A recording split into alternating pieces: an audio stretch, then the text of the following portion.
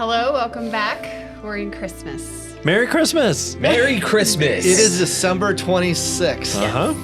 And so if you are joining us today, that means that you are intentionally showing up to be a part of this journey of our hope to experience the fullness of this Christmas season. Yeah. So it is December 26th. The sun came up and it traditionally is the day after Christmas, but our banging the drum says this is the second day of the Christmas season. It's still Christmas. Yeah, and I know for a lot of people, like December 26th, like at least in my household, it can be kind of a chaotic day, right? Where you're tearing down all of the decorations. You are putting together things. I know, trying to find out what gifts that you need to go and return because somebody bought you for the size you were before the holiday cookies. I avoid December 26th going to the store just because it is one of the busiest days. Yes. So it is a season of turning things back in that you don't want and trading and like things. terrible. And so the other part of it too is like we're looking ahead to the next holiday that's just coming up like a week from now. We're thinking about New Year's and we're trying to move to that. But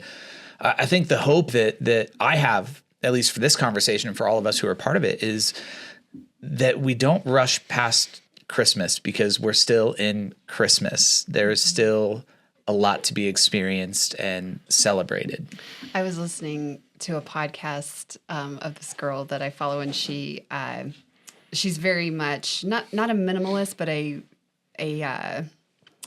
killer of the hurry kind of thing. And one of the things she actually talked about, this was a couple years ago, but she intentionally makes sourdough loaves on the day after Christmas because they can't be like left. Mm-hmm. You have to take the time to. I've never made sourdough. So it takes about 2.5 hours after you begin the process. Okay, you can't go anywhere. So she like intentionally makes bread so that it's a process that slows you down and each step is intentional. And it was a really cool moment of like, I'm going to do something that forces me. We talked about forced merriment, but what does it look like to intentionally force ourselves to slow down the day after?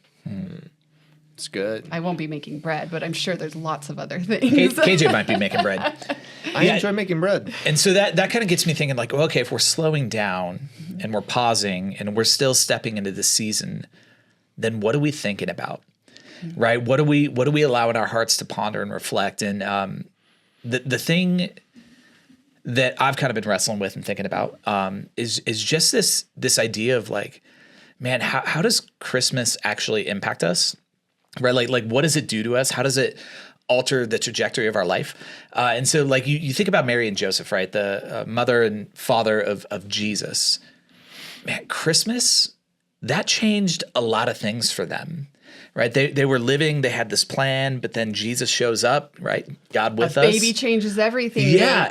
And then everything changed for them. And I don't know, I think it'd be fun for us to maybe kind of process that and talk about that and just. And on a surface perspective, all right, I think it's actually easier to dive deep here, but it's more fun to have surface theology in this podcast. And here's the thing I'm going to say. Like, think about Mary and Joseph. On the surface, they've just given birth to God. Small little. 6 pound, 8 ounce. And think about talking about parenting. How do you parent God? There's no article on that. How do you change God's diaper? I mean, like, just these very simple, how do you discipline him? Cultivate baby Jesus? Like, how they got to burp God. I mean, like... But what does a newborn do? It forces you to stop. It forces stop you thinking about yourself and to turn Focus. towards I'm still on burping God. Or just a simple poetry of Mary gave birth to God on earth. Like that's enough for me. That's a prayer. Like, what was it to be pregnant with God? Have you ever been pregnant with God? Like, I go there, like, in that surface, like, vocabulary, and I go, wow. I think it was something, I think I read this in a book. I think it was Rachel Held Evans's last book that she talked about this. But I had never thought about this. Like, I always think of Jesus' frailty as a baby.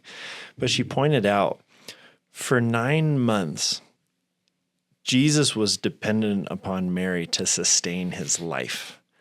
Like, in the womb, he was just like to be physically connected and sustain the life of God for 9 months. That's wild. Like, I don't know, man. That, like, I'd isolate myself pretty hard. But it's just that simple. You don't have to get complex here. Yeah. It's she carried God. She took like the intentionality of the hope of the universe is inside my belly. yeah, independent upon Yeah. you. It's like it's not just like, here's a gift to you, but it's like, no, like Jesus needed Mary to survive. Like the creator of the universe for 9 months. And then like months after like, like, parenting and like was fully dependent upon his mother and then his mother and father to survive. That's wild. I think, and I've told you guys this story. After Zion was born, I was at the hospital, and I thought about taking him home. So after like 48 hours or something, and I fell apart because I'm like, I don't know how to. I don't know how to be a dad. I don't know how to take care of a baby person. And the nurse pulled me aside, gave me a pep talk. Her name had been Joy. And Joy gave me a pep talk as I was bawling and so scared. And I just think about Joseph. I think about Mary. How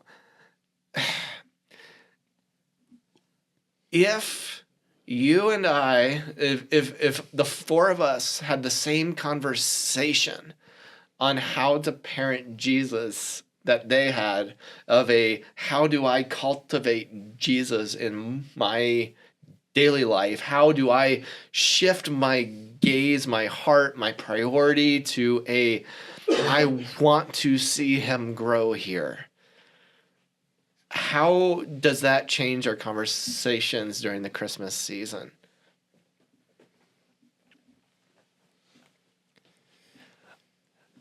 I think before I answer that question, maybe I'm just projecting myself if I was Joseph. But if they were like me, if I was Joseph, I would have lost track of the deity of Jesus, and it just would have been my baby. And just the reality of taking care of a baby, I think that would have overshadowed who he was. And I wonder if that feeds into later stories where, like, when he's older and they take him to the temple and he starts like kind of showing the Pharisees that he knows more than they do. And they're like, what? Yeah. I wonder if just the reality of like raising a baby, that's so consuming. Or even like how the birth, like in the birth and the whole going up to it, the odds that Mary and Joseph thought, this is the divine plan of God, that it was going to be born into a stable on hay and there's cows. And, this is divine. It's like, I could see being like, are you kidding me? I should have first class treatment here. Yeah. And so if I'm the Father, I'm feeling it. Like, I'm sorry. This should not have been like this. And then, like, I forget the timeline. It's like a year, maybe less or more later, like, they're refugees fleeing the country Down to to survive so that, like, Jesus doesn't get assassinated. Now, all of that is true, right? You know, and you see this, right? Because in Scripture, there are times where it's like, okay, Mary remembered these things. She treasured them in her heart, right? So, like, Mary, there's this intentionality. But on the night that he was born, do you think they were thinking about the reality of who Jesus truly was? I would argue yes. Like, yeah, like there's the baby, but a lot of the stuff you're talking about, it's like, man, like there's the minutia, there's all the I mean, we've all raised kids. Like it's tough, but like that night when they're holding Jesus when he is born, right, as they're in that Christmas season, I can't help but wonder what they were feeling as they held this little child. Well, think of, I mean, we've all Like- had kids, you know, we've all like, I know, but like we've had that moment of like, this is our child, like, and having that moment, you know, with your partner and being like, this is the level that goes up. I in that know, because like moment. the angels visited Joseph, right? Like, so he has heard this is what's happening. It's not like Mary came up with some great excuse and just managed to trick Joseph. Like he knew who Jesus was, that this was Emmanuel, God with us. And it's like, man, I forget that. Like, I'll be honest, like I forget that in the Christmas season. Like that is a very easy thing for me to forget. And that's kind of why I brought that up, is to give kind of like a gracious layer to that question. Yeah. It's human to forget. Yep. And again, if I was Joseph, I would have forgotten, like guaranteed, 100%. Even right I at the know beginning. myself. Right at the beginning. Right Yeah, before, I would just, my sole focus would be like, is Mary gonna survive? Like, and just like the chaos. You and are like the guy blood putting and like, away the decorations. It's Right, December 26th. right. Who's getting the diapers? Moving on. Right? Yeah. Exactly. I would have forgotten. And so I just, I don't know. There's grace all over it. Maybe Yeah. again, maybe I'm projecting myself, and like maybe they just like knocked it out of the park, and they were so present the whole time. And if so, that was a gift for them.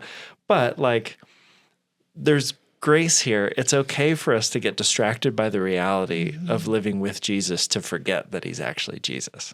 And there's something really beautiful about that, right? Like there's something really. I think the fun thing I'm trying to encourage is somehow in our biblical experience he is born, and then all of a sudden he's at the temple. Yep. Right. And it's like there is a huge time span Yep. that's happening, you know, and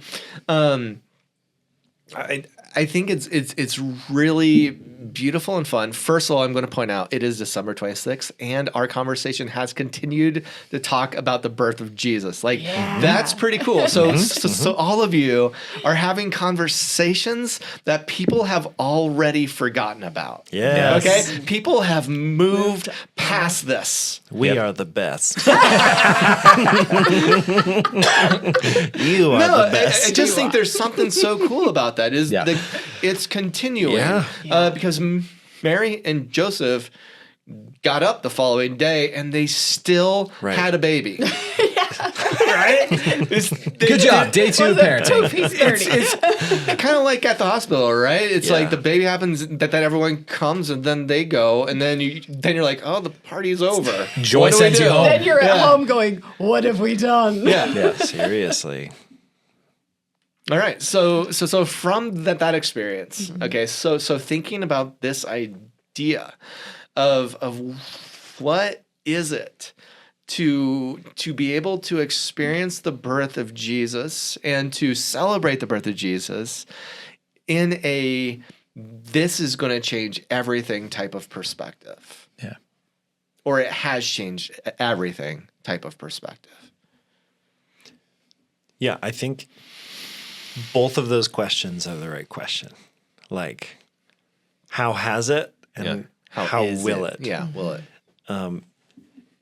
And I don't think, I think if you only focus on how has it, you're missing the continuation of it. Yep. If you only focus on how will it, you're miss out on the missing reality. Yeah, so much context of like what has changed. Because if it's been a while, I think you'll see the transformation that has occurred. That's the same level of transformation that can continue. Yep. I would hope. Yep. Yeah. It's good. Yeah, I don't know that I have anything to add to that. Like, that's just a very helpful response that I think is accurate. It's what has happened, what is happening, and what will happen. So thinking about December 26th, thinking about today, tell me things that you are going to think about or participate in or possibly practice that's going to embody. And that's pretty unfair just to spring this kind of on you. But if that's the question, tell me the practice. Just kind of like spitball here a bit. This is the first time I'm doing this. Yeah. And I don't know if you can even call the first time you practice something a practice. Like Yeah. it's an experiment. You're fumbling into it. So maybe next year I will have a practice figured out. But for me, I'm just going to try to those two questions. How has it changed? How could it change Yep. from here? I don't know if I can get any more specific than that.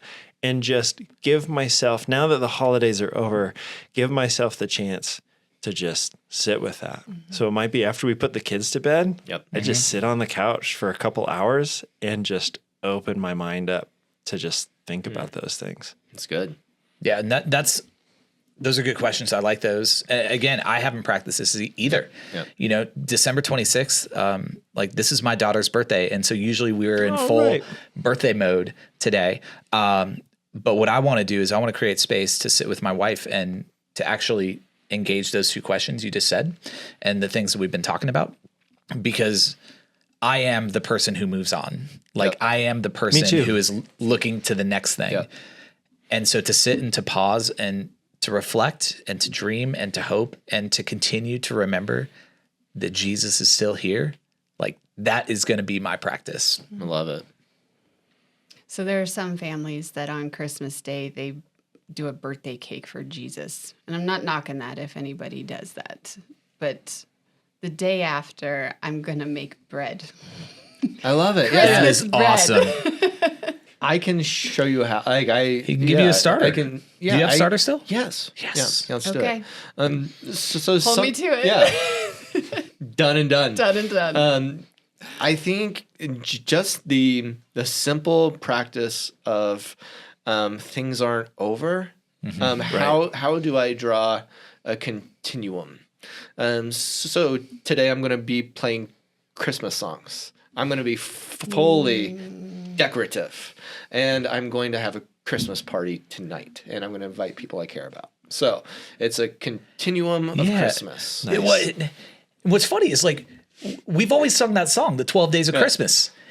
First day, first gift, right? I 12. always get it confused. I know, but it's like After it's like the 6. song has been telling us: keep giving gifts, keep celebrating. Yeah, the fun thing is the gifts keep getting better. Bigger. It's like on the first day, it's like that's not really. It's a bird. But by the 12th, it's like holy moly! You know, like you're getting 12. It's a lot of lords. Extravagant. All right, everybody. So happy December 26th in our continuum of the Christmas season. We'll All of see us will see you tomorrow.